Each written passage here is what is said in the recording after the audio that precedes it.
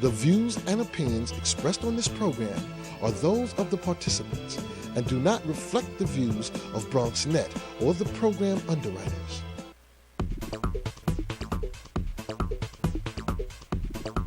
BronxNet. Your voice, your views, your vision. And hello and welcome to Open, the one and only talk show that brings the best of the Bronx and New York as well as the world right to you. I'm your host, Darren Hyman. Here's a look at what's coming up in today's show. First up, it's a David versus Goliath story as the head of a contracting business is here to discuss the troubles he had with JP Morgan and Chase. Then the founder of Pub Slush will tell us about his fundraising endeavor for aspiring new authors. And we'll also find out how one organization is combating the high statistics of non-swimmers in the South Bronx, and a movie about the power of love and a benefit concert this Saturday. We'll discuss more with the filmmakers. And finally, we'll take a sneak peek back into the archives with our Open Flashback as we highlight a local 9/11 memorial. That's all heading your way because right now, we're officially open.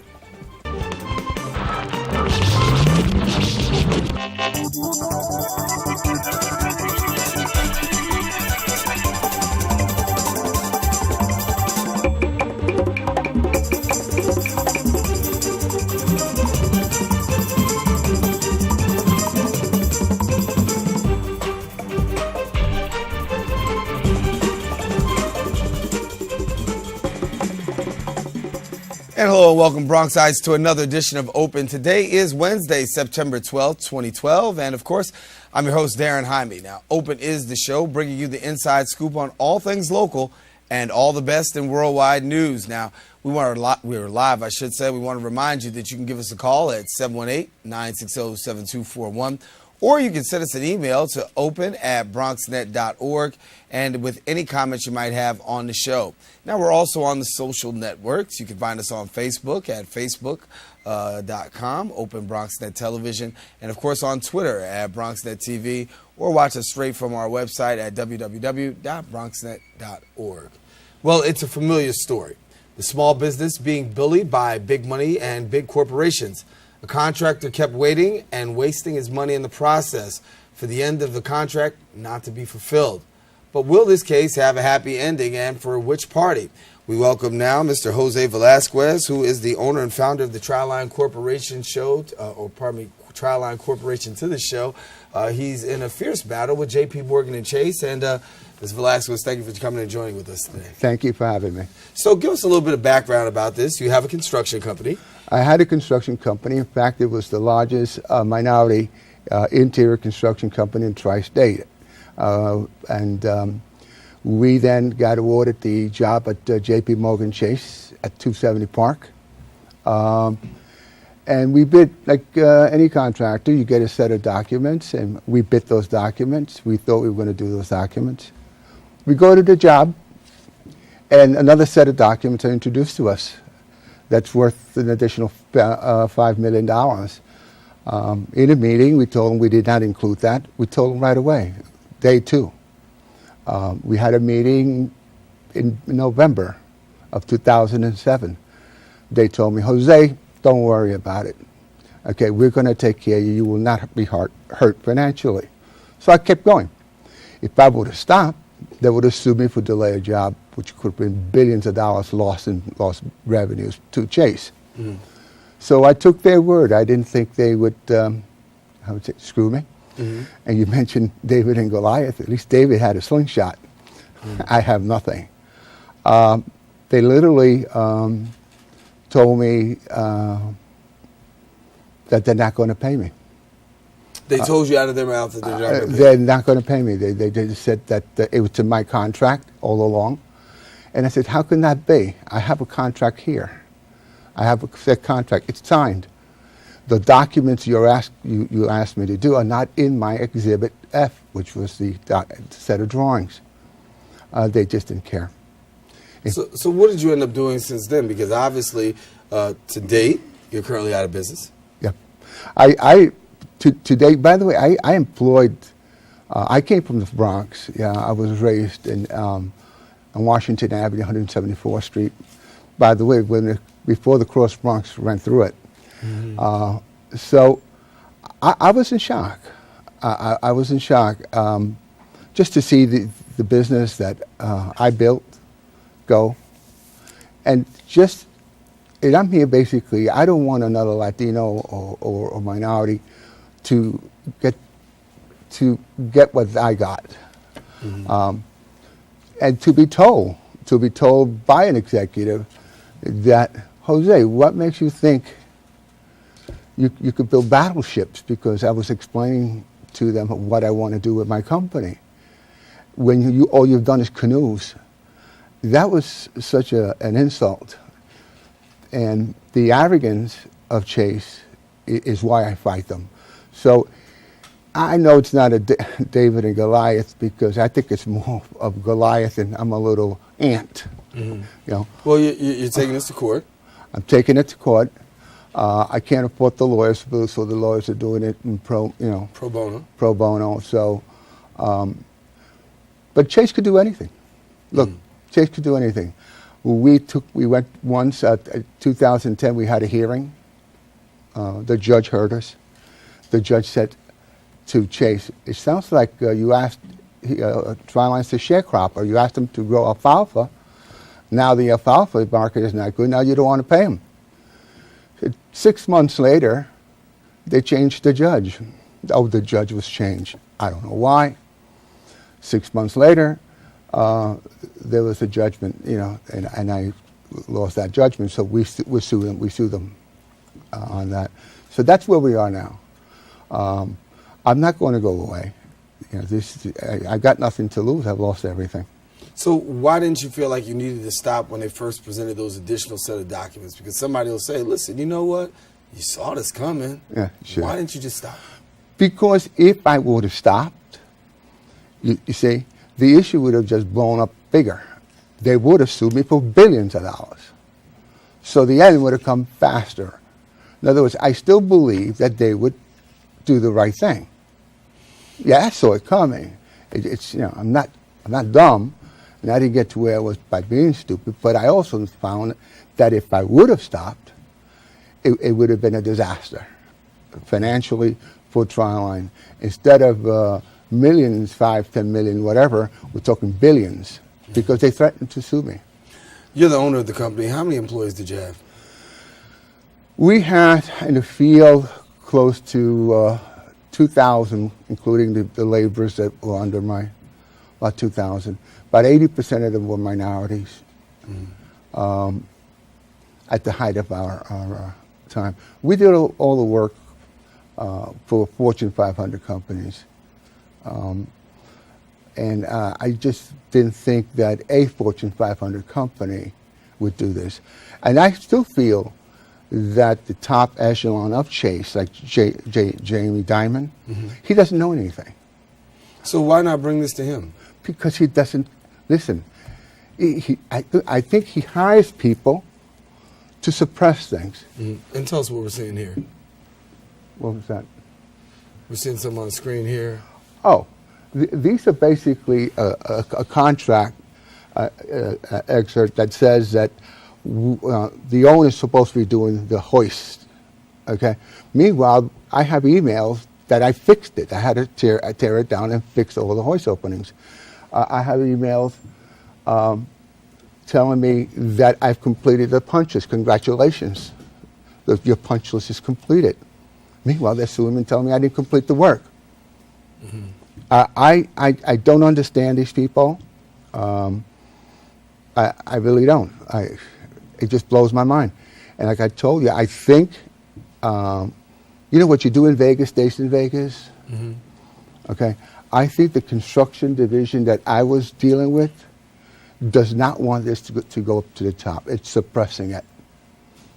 Because if they do, it's very embarrassing. When I perform the work and they don't pay you. So is your intention to take this all the way to the top? Yes. Yes, I do. I intend to do that. With the 2,000 employees that you've had, what has been the feedback that you've heard from those families, from those employees, given the fact that you have done Fortune 500 business before? You know,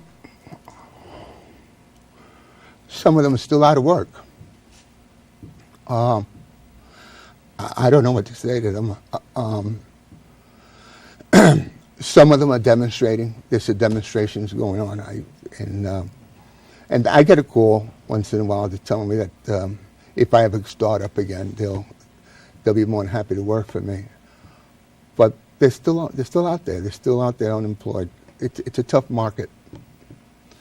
For you, what's your message to your employees who used to work for you, given the fact that you're still out there fighting and you're still doing what you're doing? What's the message you want to send to those who might be watching? I say hang in there. I've tried. I've gotten some people, some jobs, some connections that I know. Just hang in there and pray. So for court, where do we think? Where do things stand now? When's the next time you're in court? What do things look like? I don't know. I haven't spoken to my attorneys in about 2 months, so I can't give you the most up to date. I know that we filed two lawsuits, one with Chase and one with the YWCA, and that's where we stand right now. It's just sitting in limbo, doing nothing. All right, well, we want to thank you for coming and sharing with us, and of course, we'll continue to follow the story and bring you updates, bring our people updates, and best wishes to you in your pursuit here, Jose Velasquez. Okay, thank you very much. Thank you, thank you.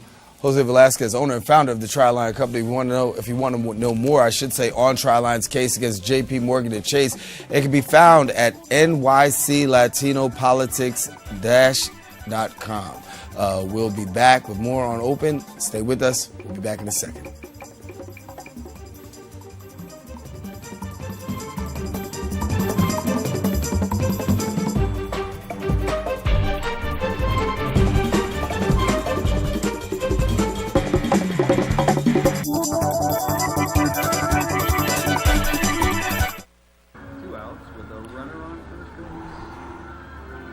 Now the big guy comes up to bat, hitting .342 with 92 RBIs and 36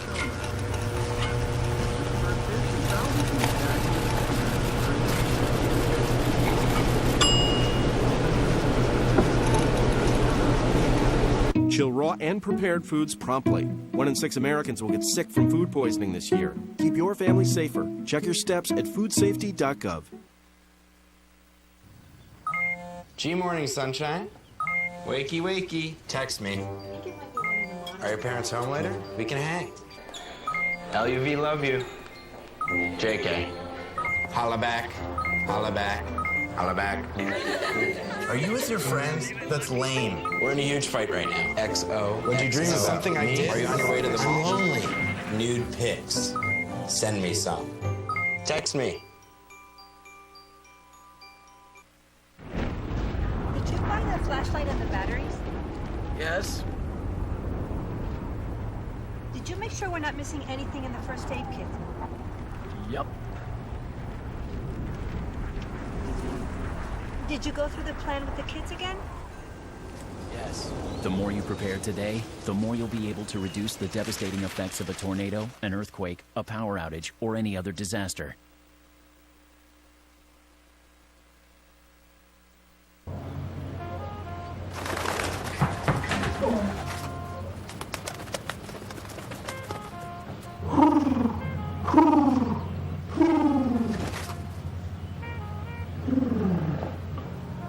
Be free. Nice, Dad. Nice, Dad. Nice, Dad. Charles! Nice, Dad. You don't have to be perfect to be a perfect parent. There are thousands of siblings in foster care who'll take you just as you are. If you've ever tried publishing a novel, you know that you're met with a lot of uncertainty. Our next guest tries to take some of that uncertainty away via their platform, PubSlush. It allows authors to gauge audience members before their books hit the printing press. We welcome now to the show founder Jesse Patash, and we welcome you now to Open, and good to have you. Thank you so much. Happy to be here. Good. So, as you said, a lot of times when you're an author, I guess you do have those moments where you have a lot of questions, and you're giving people actually a forum to really kind of like vet their stuff through before that process. Give us a little bit more about that. Absolutely. So obviously publishing, there's a lot of challenges associated with it in the industry currently. There's so much in flux. There's digital publishing, and authors are often confused about how to sort of take the next step. What we wanted to do was create a platform for authors to raise money and understand their initial audience so that they could then publish successfully via any route they prefer. And the process is simple. We ask authors simply to submit a sample and summary of their book and set a fundraising goal for how much money they would like to raise. And then readers come on the site and they basically pledge their financial support to books that they like. And when that's over, authors then take that money to produce a high-quality book and take the information they get about their audience to then market their book successfully, whether they choose to traditionally publish or to self-publish.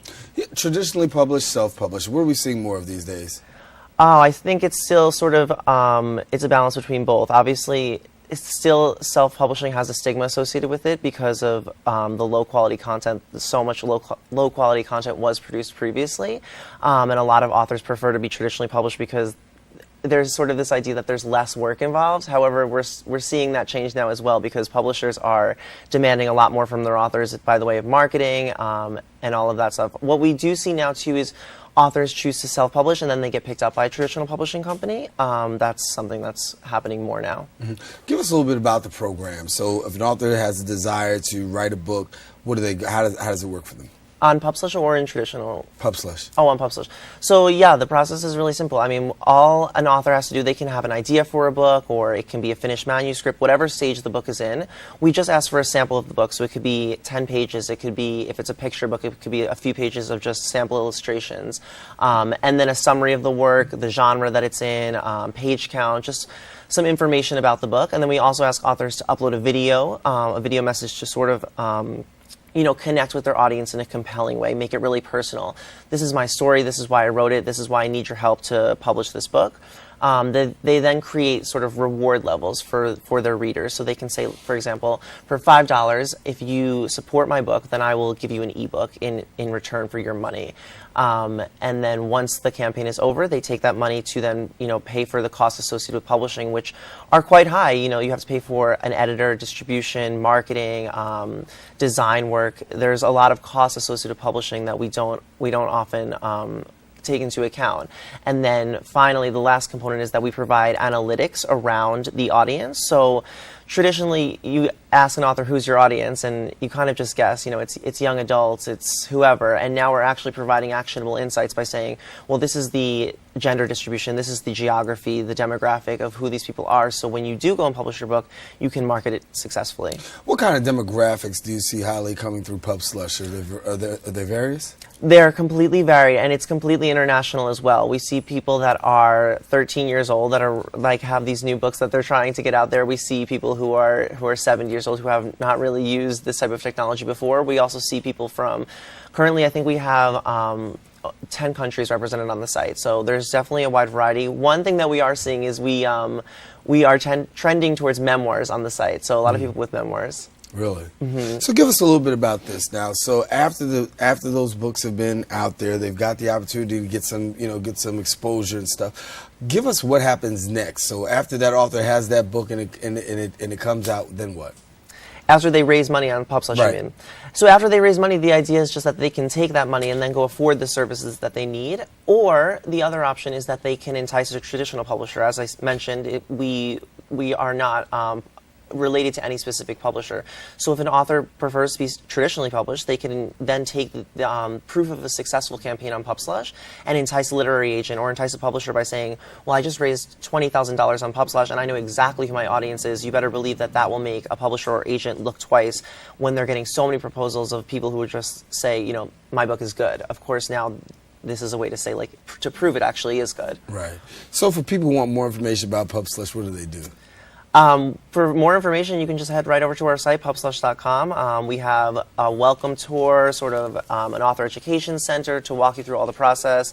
And we're completely here for our authors in terms of guiding them through the process. It can be complicated, and especially for the first-time crowdfunding, we're definitely here to support our authors. You say that your idea is a tribute to J.K. Rowling. Give us a little bit about how that plays out. Sure. So it's actually interesting because my background is not mainly in publishing at all, and the idea came from the fact that I was such an avid Harry Potter fan. I just loved J.K. Rowling, and when I found out that she was rejected by the 12 publishers to which she initially sent her manuscript to, I was just shocked by this, not only because I personally had loved this book so much growing up, but because this book has since gone on to become the best-selling book of all time besides only one, the Bible, which just says something about the existing talent discovery process in publishing. And, you know, while editors at traditional publishing houses do find great content all the time, it's impossible to find all of it, and you know, so much great content is overlooked. So we wanted to create a forum where any author with a great idea could prove that they have what it takes to get published. So rejection is not the final answer. Rejection is not the final answer now, no longer. That's it. So pubslush.com. Now listen, we want to tell people if you want to find out more about pubslush.com, you can do that. All you have to do is go to www.pubslush.com. And as you are a starting author, or you're one that wants to get out there and get your writing on, well, why don't you do that and make sure that you get in touch with this gentleman right here, and we'll make sure that we get you connected. So thank you so much for coming and sharing with us. Thank you so much. Appreciate it. All righty. Now, we want to tell you, if you want to weigh your own manuscripts, audience, or if you want to help out other authors starting out, make sure you check out PubSlush, as we said. And if you didn't hear the website again, www.pubslush.com. Now, up next after the break, we're going to take you to Bronx Works. So stay with us. We're coming right back right after this. The magical thing about using energy wisely is that anyone can do it. Turn off lights. Use energy-saving light bulbs. And turn off computers and game systems when not in use. Make a change and we can really fly. Grab a grown-up and go online to energy.gov/kids.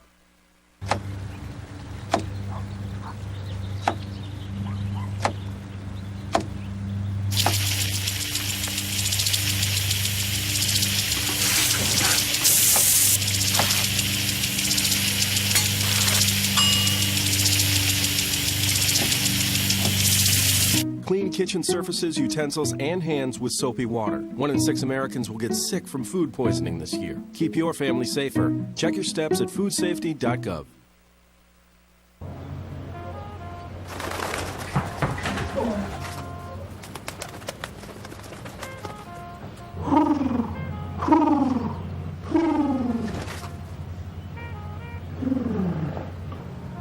Be free. Nice, Dad. Nice, Dad. Nice, Dad. Charles! Nice, Dad. You don't have to be perfect to be a perfect parent. There are thousands of siblings in foster care who'll take you just as you are. G morning, sunshine. Text me back. LUV, love you. JK. Holla back. Holla back. Are you with your friends? That's lame. We're in a huge fight right now. XO. What'd you dream about? Something I did. Are you on your way to the mall? Lonely. Nude pics. Send me some. Text me. This is one amazing truffula tree. Can you imagine a place where these grow everywhere? Yes, it's called the forest, a magical place to enjoy with your family.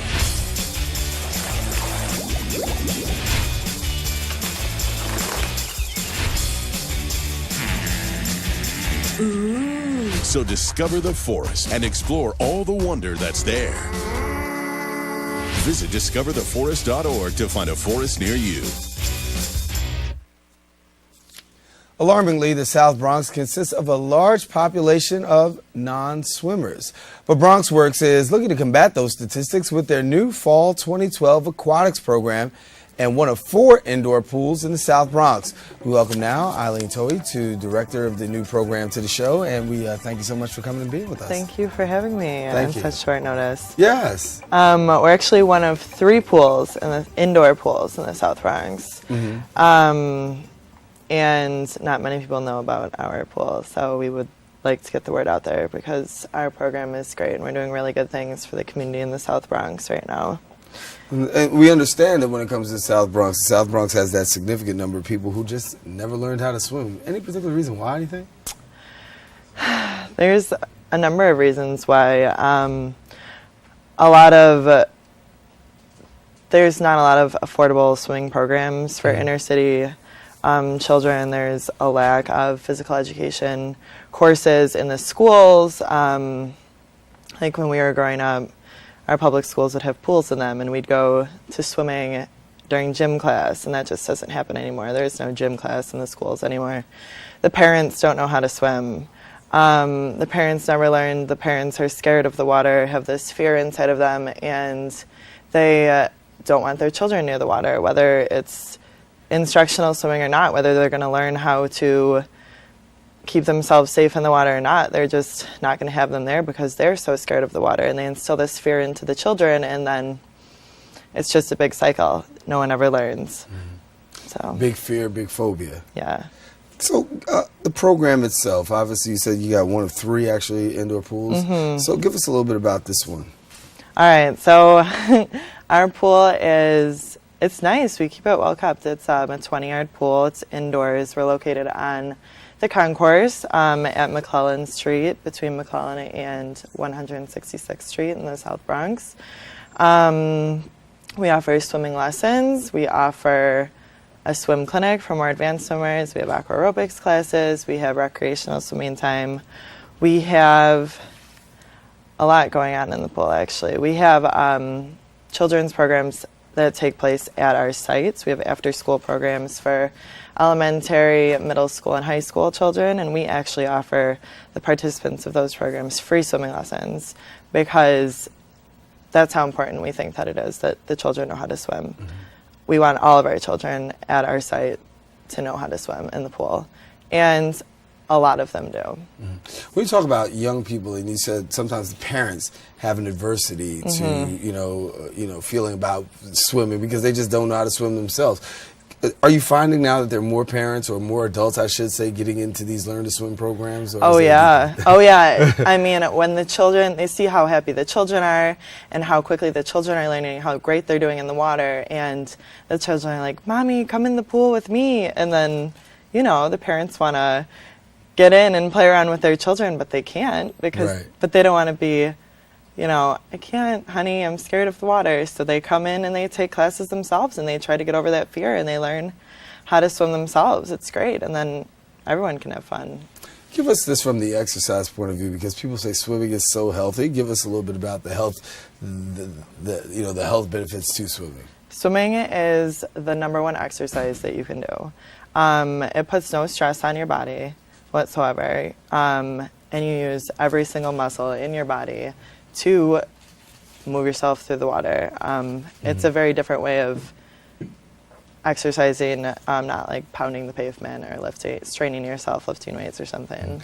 And we got a few pictures that we're showing here. Share with us a little bit about that. These are some of my summer campers from this past summer taking swimming class in the pool. The kids do great. They love it. They're so cute in the pool. The blue caps, these are the deep end swimmers. The red caps are still learning how to swim.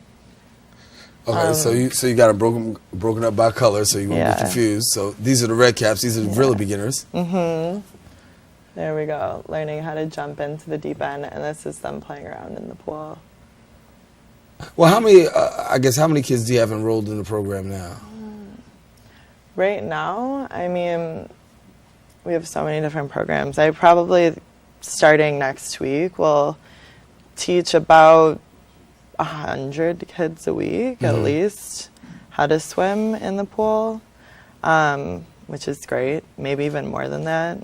I'm still having people sign up, different programs coming to me to ask if they can have their kids come swimming in the pool. So it was hundreds over the summer.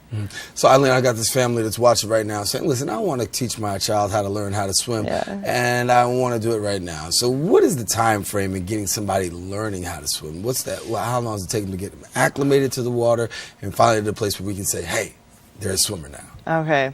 You know, it's all about practice. You can get in the pool, and if you practice every day, you can be a swimmer with the right instruction in 3 or 4 months from not knowing how to swim at all. Get in the pool once a week, really scared of the water, it might take you 2 years to learn how to swim, honestly. But yeah, we make it fun in the pool. We make it so that the kids want to come back, want to learn. Our kids learn quickly.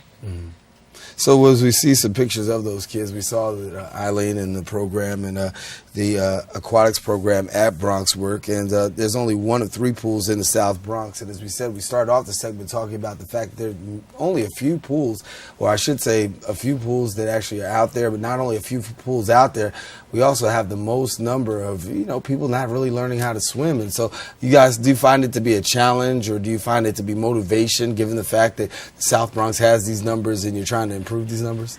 Oh, I think as the program is growing, I'm so motivated by like the numbers of people that are coming in and the success of our program. It's just inspiring, just seeing kids going from sitting on the side of the pool for half a year because they're so scared to get into the water to 3 months later diving into the deep end and with a big smile on their face. It's great. So give people more information. If they want to find out where they can find out about this program, what do they do? We have the information on our website. It's www.bronxworks.org, or you can send me an email directly. Should I say it? Yeah, you can say it's that's why we told you, yep. All right, you can send me an email directly at towey@bronxworks.org, or you can give me a call at my office, and my phone number at Bronxworks is 718-508-3071. All right, Eileen Toohey, thank you so much for coming and sharing with us. Thank you for having me. All right, good to have you. Good to have you. I want to thank Eileen for coming on to the show. Now, guess what? If you want more on the aquatics program or to sign up, be sure to check out bronxworks.org. And, of course, we'll continue to let you know as the numbers continue to increase. We just might bring Eileen back and have her share about the progress that's being made. Now, stay with us, because coming up after the break, we'll be right back with The Father's Love. That's coming up next here on Open.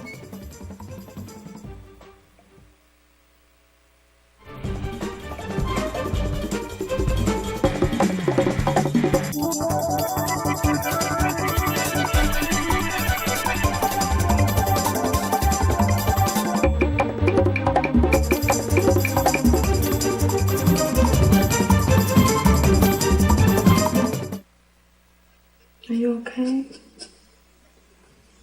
It hurts. It's okay. God is in control.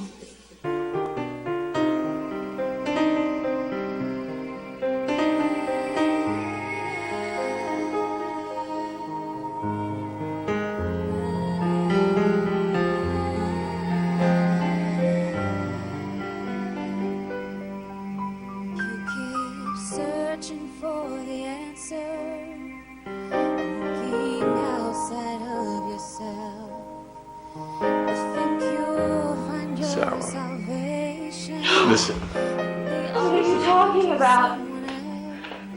Your fiance? What are you talking about?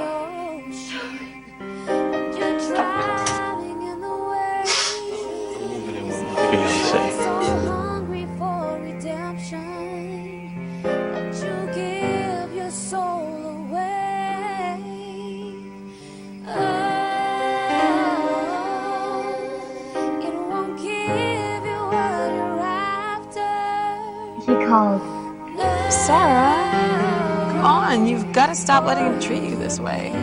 How? Block his number and stop talking to him. Right.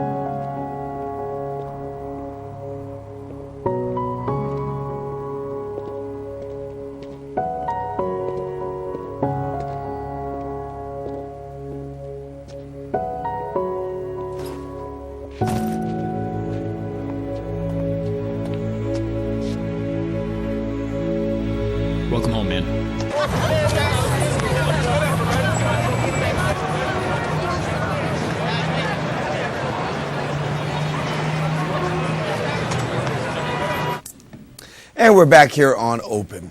The Father's Love is a film about the journey of one woman to find peace after receiving devastating information. There's also a benefit concert that's actually going to be taking place this Saturday in the film's honor. Now, to tell us more about both the film and the concert, we welcome director Sharon Kahn and co-producer Judith Perez to the show, and we welcome you both. Thank you. Thank you. Thank you. It's got to be an exciting week for you. It is.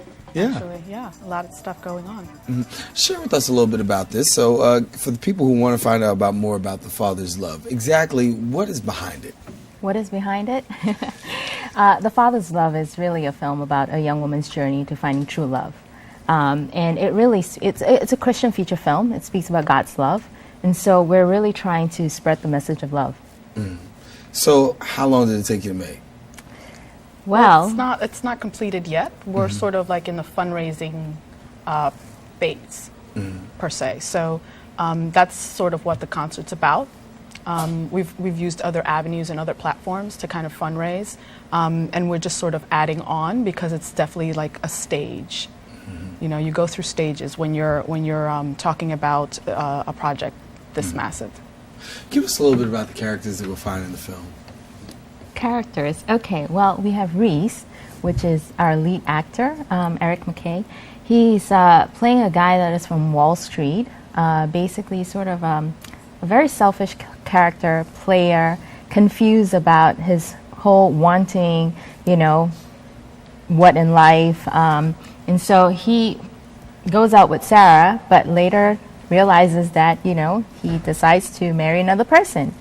But as far as Sarah, which is played by Mara Mazer, she is actually she is very fun-loving girl in the movie. She, you know, basically in the beginning she's still searching. So she's searching for true love, but she falls in love with this guy and eventually makes this guy an idol. And so that's when all the heartbreak comes in and she goes through a journey in finding the peace and fulfillment that she's been looking for. What do you want the takeaway to be for people who watch this film? That we're all relational people, and that it sort of takes, I think what's so great about the film is bringing together sort of, you know, even with the whole message of Christ, because it's a Christ-centered movie, that, you know, your past relationships sort of feed into what you're doing now. And even though sometimes that gets messy at times, God is still faithful in all of it, and that he's there with you, and that it's not picture perfect. You know, there's sort of like a lot of tension and struggle that goes with that. So I think that's what's so different about it, that we've decided not to package it in such a you know, just by putting a lot of strings and bows attached to it, but that there is conflict, and, you know, there is sort of like all of this dynamic that sort of goes back and forth. Yeah, and I think the other thing too, it's not just based on relationship between the two people. It's relationship in the city as a whole. Because the film is really shot in the city. It really talks about the heart of the city. I mean, we live in New York City, and sometimes we walk by a homeless person, we don't want to acknowledge that person or smile at that person. So it all talks about, you know, a circle of relationship. What is it? What is it about us living in a city? You know, what is it that makes us so cold sometimes? So, yeah. See, people can be cold, huh? It can be. I don't know.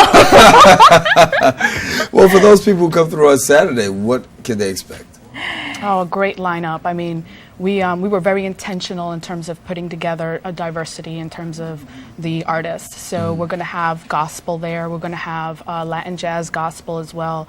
Our feature artist is Andy Mineo, which is a Christian rapper. So, you know, just a great time of coming together, fellowshipping, and yeah, just celebrating the whole thing, you know, bringing awareness to the movie, and, you know, hopefully raising the funds needed to complete the project at its entirety. How short are you right about now? Do we want to reveal numbers? I mean, are you more than halfway there? Are you close to halfway there? We're not close to halfway there, but I mean, we're still trying to reach at least 100 plus. And I mean, the concert this weekend, the benefit is really twofold. Help us to spread the gospel through film, and two is we're also supporting Child Cry, which is a feeding program for hungry children all around the world. So if you come to the concert, you'll be supporting 2 different causes, which is great. Yeah. When we're watching television, I mean film, I should say film, not say television because we're working on television, but when you watch films these days, we're becoming more familiar with Christian films, You know, Bishop T.D. Jakes has his films out and things of that nature. Are you finding now that people are becoming more and more acceptable or have more and more of a desire to see films of this magnitude? No, I mean, I believe that the desire is there. It's a matter of us sort of taking ground, you know, taking up these types of projects, and for those that do have that skill and that ability, for us to support them. You know, I think that as people that work in media, I see it all the time. It's like our kids are being raised by the tube, and the stuff that they're getting fed is just, you know, it's not productive to living, and it's such a negative thing. So, like, I think that that's our passion. Like, our passion is to sort of create content for young people, and you know, to sort of have something to emulate after, and that's going to sort of counterbalance all the negative that is already out there. So, yeah, that's definitely something that drives this whole project. And when you talk about projects like these, I mean, they're beautiful projects because really they tug at the heart and they really cause a self-introspection. Is that part of what you want to get people to look at themselves and really see how they are? Yeah, definitely. I mean, it is. I mean, we all go through experiences, different experiences in lives, and I think each and every one of us have a different testimony or story. And so really, the goal for really making movies, especially The Father's Love, is really to be able to see lives changed. So if people want to find out more about The Father's Love, what do they do? Oh, they go to our website. They go to thefatherslovemovie.com, where we have everything from how to become a partner, how to get involved, because it's not just monetary. I mean, yeah, it's great and it makes our life easy if we have a full budget. But there's but if if that's sort of something that you can't do right now, there's other ways. I mean, if you're skillful in blogging, or if you're skillful at social media, we definitely need you. So yeah, definitely go to the website. You'll learn about the concert there. You'll learn about other ways to get involved with the project. Yeah, definitely. So we encourage you to find out more about The Father's Love and check these, come out to Saturday and actually be a part of this benefit concert, as it will actually benefit the film and also another worthwhile cause. Let's again tell us that worthwhile cause again. It's Child Cry. Okay. It's an organization that feeds hungry children around the world. Alrighty, so you have an opportunity to do both of those, and I want to thank you both for coming and sharing with us here, and thanks again. Best wishes, and hopefully you'll get that film out real soon, and when you do, come on back and see us again. Great, thank you very much. Thank you. Alrighty. Well, now more on the film can be found at www.thefatherslovemovie.com, and the benefit concert featuring Andy Mineo, and more is happening this Saturday, September 15th at DCTV-NY at 87 Lafayette Street, with, as we said, some proceeds going to charity. So we want you to come on out and support, and we want you to stay with us because we got to take a quick break and come on back with more right after this.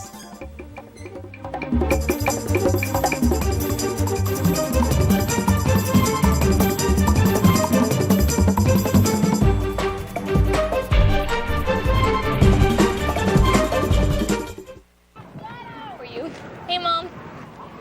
You know, girls, I used to cheer back in my day. Ready? Okay!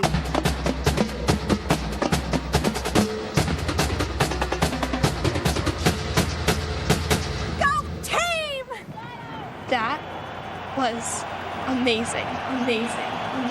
Mom, that was amazing. You don't have to be perfect to be a perfect parent. There are thousands of siblings in foster care who'll take you just as you are.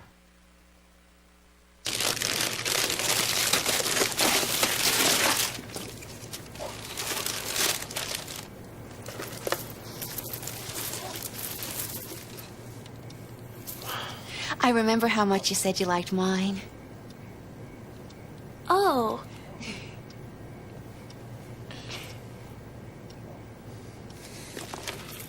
You don't have to be perfect to be a perfect parent.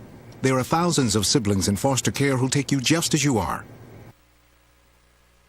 There is also a very attractive extended warranty option that includes free service and parts for the next 5 years.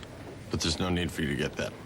You failed to get the test you needed at the doctor that would have detected disease early enough where it could have been treated. So you won't be around in 2 years to see him grow up, which means the warranty would be useless. Okay, sign here, please.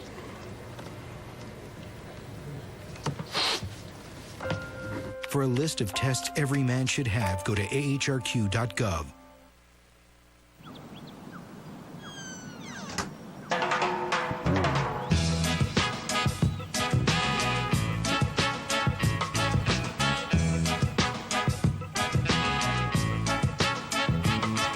Hands can do incredible things. Now they can even help save a life with hands-only CPR. If you see an adult suddenly collapse, just call 911, then push hard and fast in the center of the chest until help arrives. Learn more at handsonlycpr.org. Well, September 11th is still vivid in our minds, even 11 years later.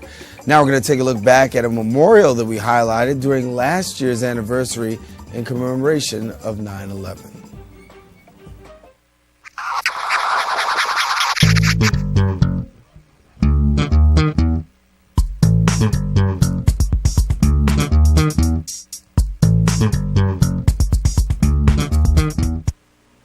Hello and welcome back to Open. This past Monday, New York and the nation remembered those whose lives were lost in the 10th anniversary of the 9/11 tragedy. A memorial was unveiled that included the names of every person whose life was ended prematurely. But right here in the Bronx, one man honored those living or those lives with his very own memorial by building a replica of the Twin Towers in his own front yard. The creator, Matthew Galchik, is here to join us right now. Welcome to the set. Thank you. Can you tell me, I understand the tragedy, the lives lost, everything that goes into 9/11. Can you tell me what was your connection to 9/11 and making this sacrifice? You really put your own heart and energy into this memorial. Can you tell us what went into it? A lot of people lost that day. People that were just going to work, people that were doing their everyday jobs, and for 10 years we've been hurting as a nation.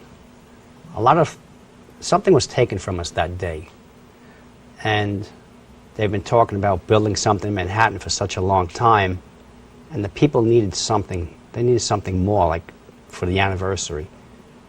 So I said what I was going to do is I was going to build the Twin Towers and bring them back. Even just for a couple of weeks, I was going to bring them back, and I did. I noticed in the backyard you have the Twin Towers, but also here on the set you have an iron cross that was pretty much forged from the steel from Ground Zero. Can you tell me, I understand as like a private citizen, this is the total dedication, this is a labor of love. Can you tell me, I understand how you feel and how we all feel about 9/11, but having that memorial here in the Bronx and bringing back the Twin Towers, how does it feel on the 10th anniversary? I didn't know how to feel at first when I first built them. I didn't know how anybody would take them. I thought maybe they would just throw me out of the neighborhood.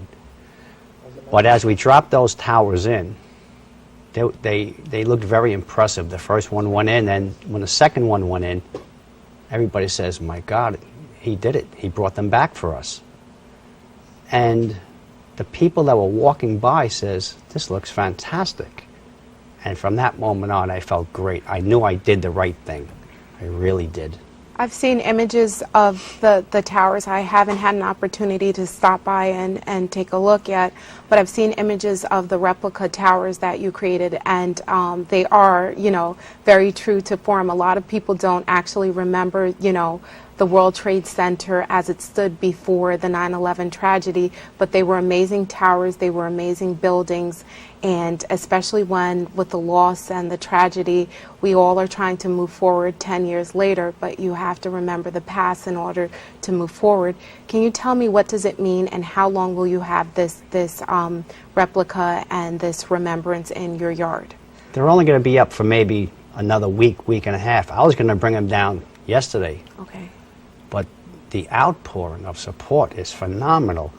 I mean, I must have had 1,000 people pass by my house in the last 10 days.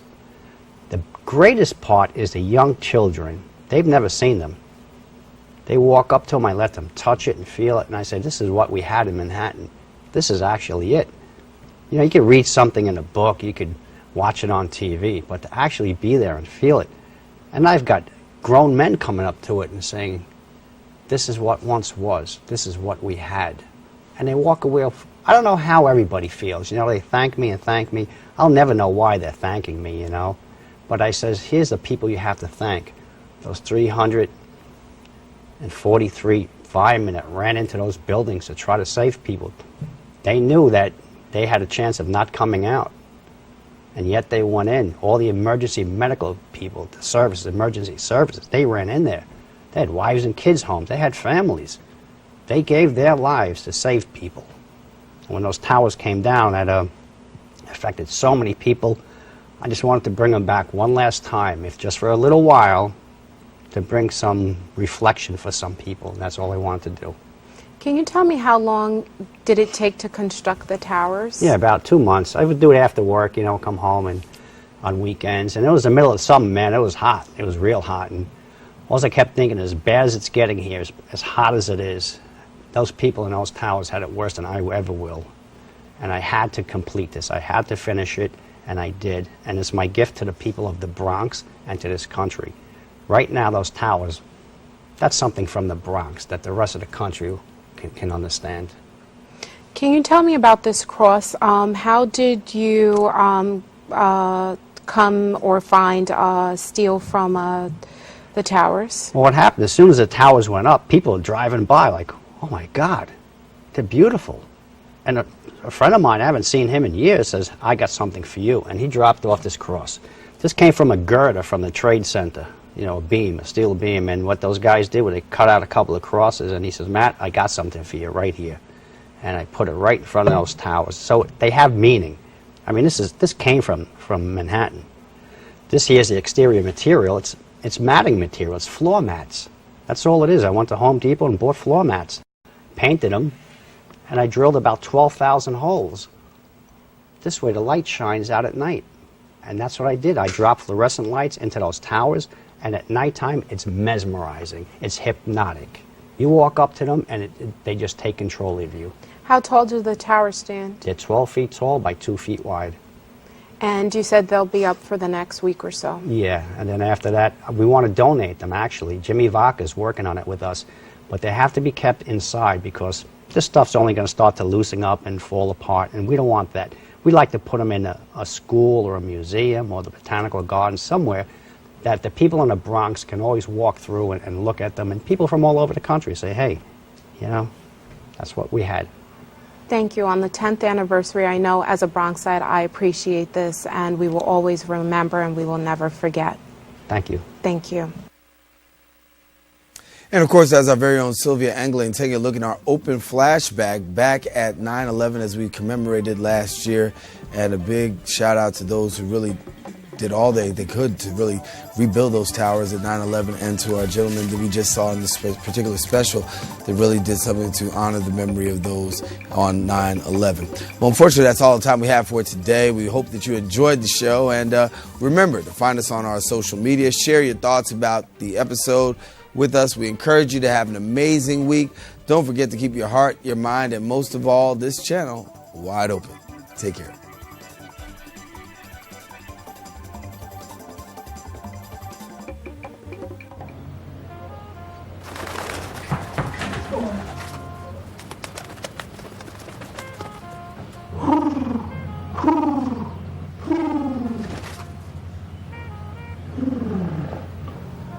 Be free. Nice, Dad. Nice, Dad. Nice. Charles! Did you find the flashlight and the batteries? Yes? Did you make sure we're not missing anything in the first aid kit? Yup. Did you go through the plan with the kids again? Yes. The more you prepare today, the more you'll be able to reduce the devastating effects of a tornado, an earthquake, a power outage, or any other disaster.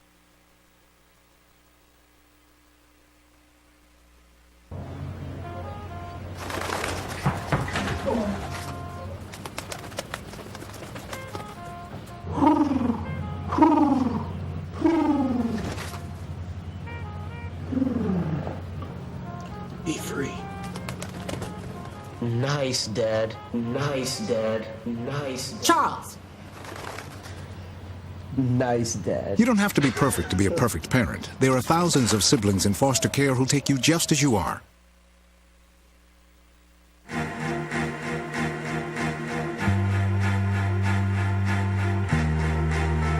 Coming home can be hard if you're a veteran of Iraq or Afghanistan. You may feel like you're all alone. But you're not alone. At IAVA.org, your fellow vets are all around you.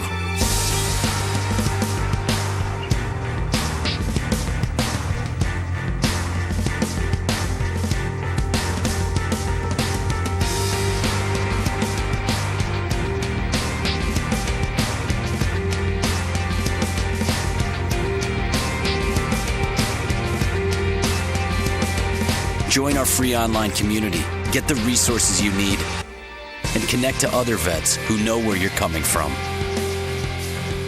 IAVA.org. We've got your back.